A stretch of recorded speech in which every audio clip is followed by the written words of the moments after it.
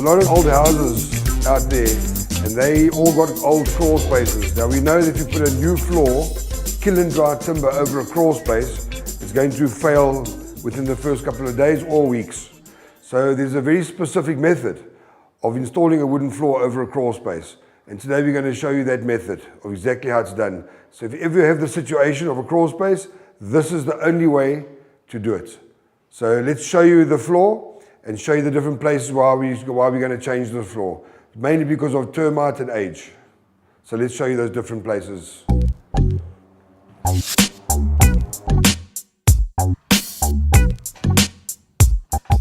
Okay, one of the reasons for changing this floor, in fact it looks like the main reason, is that this has been eaten by termite.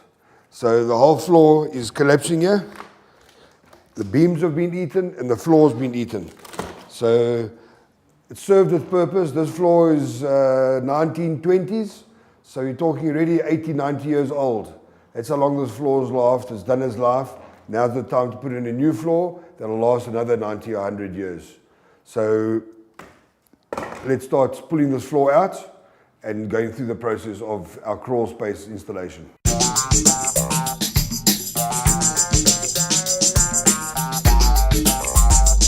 We're in the crawl space now, and I'd like to go through a few points to explain to you why a new wooden floor cannot go into this crawl space like they did in the old days.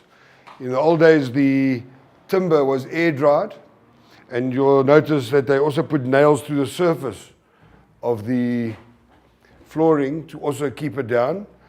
And because the timber was air dried, it's sort of climatized to the crawl space humidity. They also had air bricks to try and keep the humidity down as best as possible. So if you look at the moisture now, in this, just in the moisture in the joist is on 25%.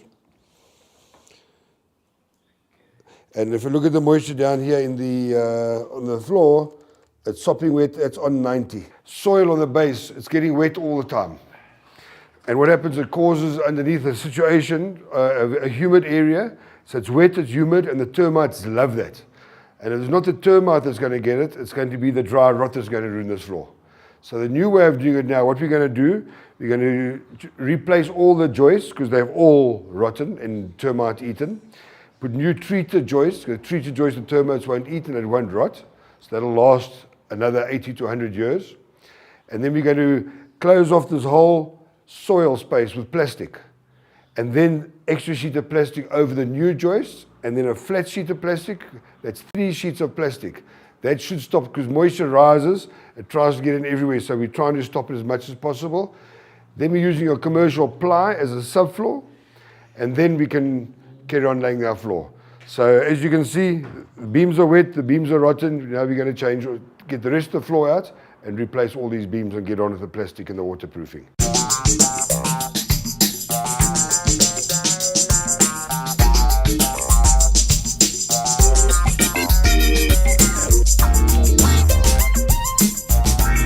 You can see the floor's all out now. We just left behind with the beams. All these beams are going to have to be replaced. Looks like everything's eaten or rotten, but mostly termite eaten.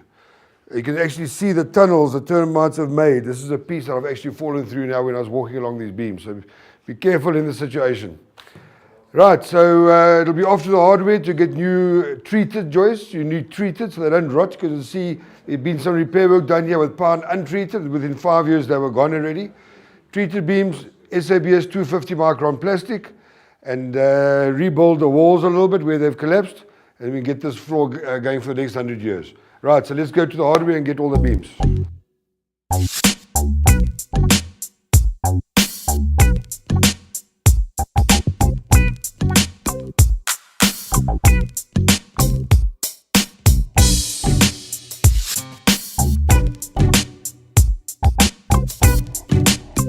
See, all the beams are out now and the termite boys are here. Now they're going to start spraying all the insecticides to make sure that they kill all the termites, and I think they give something like a 5-year guarantee.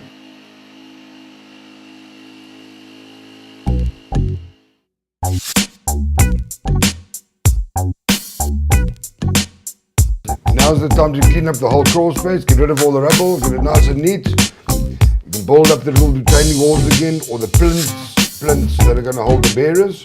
and then we can start putting in our plastic. Remember the plastic, 250 micron SABS plastic, and this will stop the moisture from coming up. So you're trying to block off as much moisture as possible. Moisture always rises, so it's important that we put 3 layers, as you're going to see just now. But this is the first layer we're putting in at the moment on the grounds. Right, Henry, the installer, now is cutting some wooden little blocks, and he's going to use these blocks to actually shoot against the plastic onto the wall to hold the plastic in place once the floor's closed up so it doesn't move. Right, so Henry's cutting the blocks. Now we're going to go inside, get the plastic going properly, and then you're going to see us shooting the blocks into the wall. Here we go. Here come the blocks. Henry's going to get his pneumatic concrete nailer and simply just nail them into the wall. There we go. So you'll do this all around to keep the plastic in place, and then you can start putting in the beams. Right, what's happening now is Henry's nailing a 114 by 38 piece of pine treated timber onto a retaining wall. The reason for this is that when you place the joist, you've actually got something to nail into. You'll notice in this crawl space, it's a little bit different. The retaining wall actually acts as a bearer. In other crawl spaces, you have just square round brick plinths, and the bearer sits on top of the plinth, and then the joist sits on top of the bearer. In this case, the retaining wall is the bearer. That's the way. Right, so Henry's done all the 114 by 38s on top of the retaining walls, and now you can start nailing the joists or the beams into that piece of pine that he's placed. He's checking the levels. Let's have a look. Perfect level. There's a master craftsman at work. Nail going in, and we can continue this procedure right across the whole floor.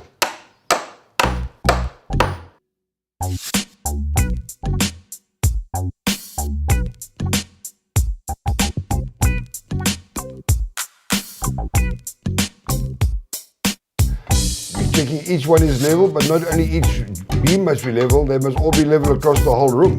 And now's the time to level these. You can't go and level afterwards on the plywood, you level on your beam. So everyone is in place and level, and when the plywood goes in, the floor will be level.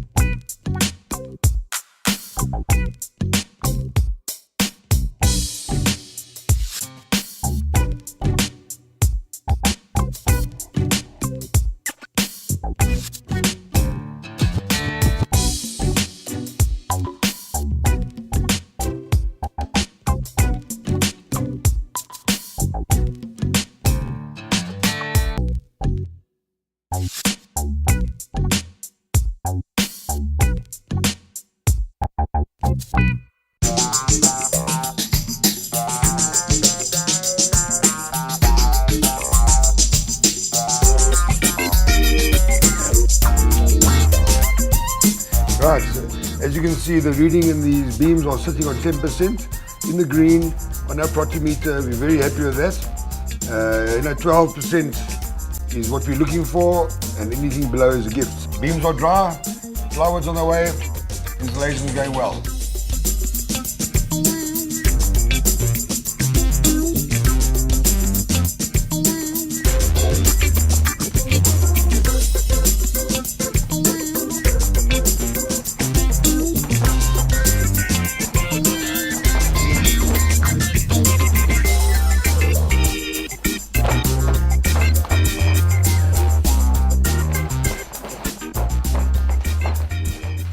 Okay, the job's taking shape. Our second row of plastics in. It's deep looped over the beams.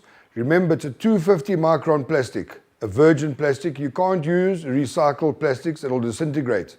You need a 250 micron virgin plastic. It's not expensive. Then after this row of plastic, the next row of plastic we put is a plastic flush over the beams. That plastic will come up the wall behind the skirting so that moisture can't get into the back of the skirting, and that'll be our final plastic. Then we can start putting in our plywood.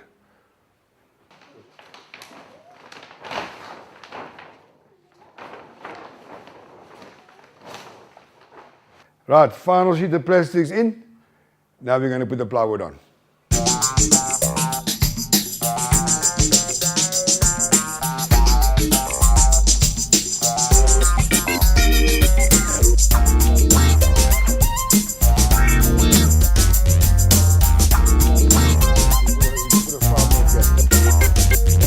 Before we start laying the floor, let's just check the moisture's all right. So I'm just going to check the moisture here. The moisture is sitting here on about 9%. We're looking at 12% on the protimeter, so we're within our limit over here. It's actually more like 8%, which is good. This is a plywood subfloor, so of course it must be dry. So it's a much better situation than if it was concrete. There we've got more danger. So there we're sitting on about 8%. This is the flooring we're going to lay. And the flooring, the camera can see that, we're sitting on 6%.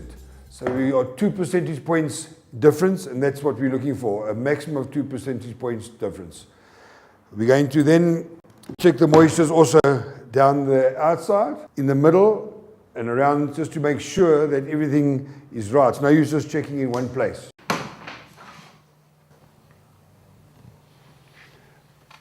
What Henry is doing now is just marking on the actual plywood pencil line so that he knows where to screw. This pencil line sits directly over the joist or beam underneath the board, because when the whole floor is covered with boards, you're not going to be able to see the joist. So you rather mark it, and you know exactly where to put your screws.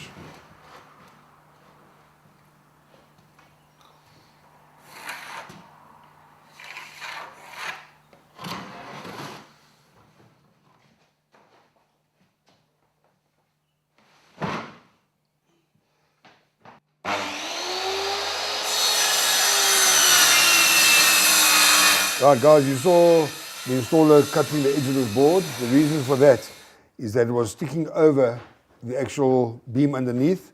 And of course when you put your next one down, it's going to be a weak point. So we make sure that the end of the board sits in the middle of a beam. So both ends are sitting on the beam. Want to come out a little bit.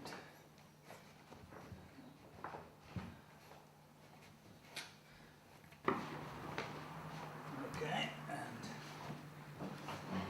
and that's about the 5mm. You'll notice that we've left a little 5mm gap between the boards. This is also for expansion purposes. It's a full big board, at least it's got a little bit of space to move into.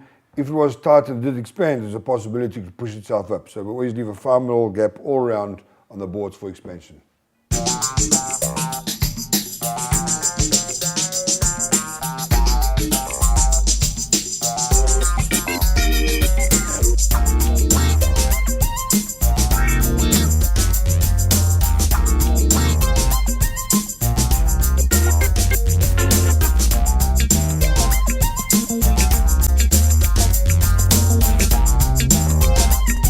Well guys, you won't believe this is the same room where we started earlier on. With all the termite, the rotted beams, all the moisture, all the problems we had here. This is now the way a crawl space has got to be handled according to SALFA, South African Wood and Laminate Flooring Association. Now we have the subfloor, all the plastics are in, and this floor will now be good for the next 100 years at least. Remember, the 5mm gaps around the ply, of course also the same gaps around the edges. The subfloor is now screwed in to the beams underneath. Don't forget also we have to check that the subfloor or the screeds are perfectly straight. So we're going to put our straight edge on the floor over here. The maximum dip we want under here is 3mm. Irrespective if it's a 1 meter, 2 meter or 3 meter straight edge, no more than 3mm dip. If it's more than 3, then you've got to do your self-leveling, which we showed you in the pre-installation requirements. So, very happy with this floor. And voila, this is it. Now we have a subfloor, you can do whatever you want on it. So, we're going to have a look in the next session, what we're going to actually lay on top of the subfloor. This is the way to do a crawl space. The only other way to do a crawl space is to actually throw a full, compact, 250 micron plastic and then throw a slab. But that can take months to dry. This is the quick way. This little installation took about 2 or 3 days. Now we can carry on and do our installation.